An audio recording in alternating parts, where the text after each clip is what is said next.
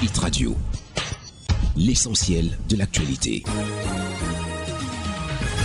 Bienvenue mesdames, messieurs, à l'essentiel de l'actualité sur Camnews 24 Hit FM en direct de Garoua.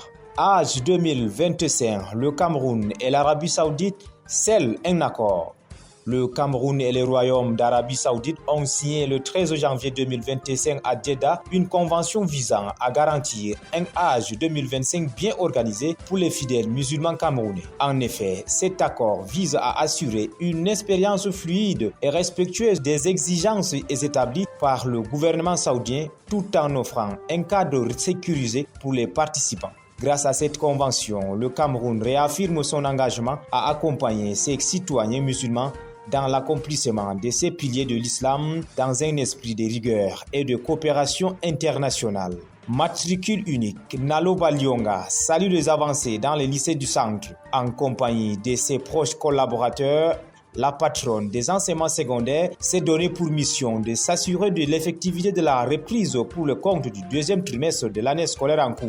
Une note d'information du MINSEC informe que le membre du gouvernement et ses collaborateurs se sont, à chacune des étapes, intéressés à l'identifiant unique, à l'assiduité et à la ponctualité des enseignants, à la tenue des différentes assemblées générales, à la tenue des conseils d'enseignement, à l'utilisation des contributions exigibles redistribuées, ainsi qu'aux dispositions prises en vue de la digitalisation des enseignements en relation avec le centre d'éducation à distance. Ont également retenu l'attention de Madame le ministre et sa suite, l'état physique des campus, notamment des toilettes et l'éducation inclusive.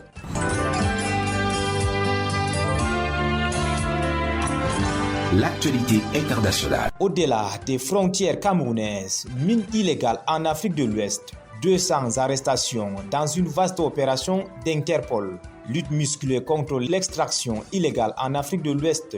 Interpol a annoncé le 14 janvier 2025 que son opération SANU avait permis sur une période de 4 mois d'arrêter 200 personnes dans 4 pays, le Burkina Faso, la Gambie, la Guinée et le Sénégal. En déployant une centaine d'agents, l'organisation a aussi saisi d'importantes quantités de produits chimiques utilisés pour extraire l'or, tels que 150 kg de cyanure, 325 kg de charbon actif et 14 bouteilles de mercure. En effet, l'impact de ces substances sur la santé et l'environnement est alarmant, tout comme la découverte de 7000 engins explosifs et de 10 kg de cocaïne. Interpol a également contesté l'usage abusif des médicaments opioïdes par les mineurs pour supporter les conditions extrêmes de travail. En Gambie, l'opération s'est étendue à la lutte contre d'autres formes d'extraction illégale avec le démantèlement des réseaux exploitant du sable et du gravier dans la région de Kombo, une activité causant des dégâts importants sur le sol agricole. Joe Biden retire Cuba de la liste noire des États soutenant le terrorisme.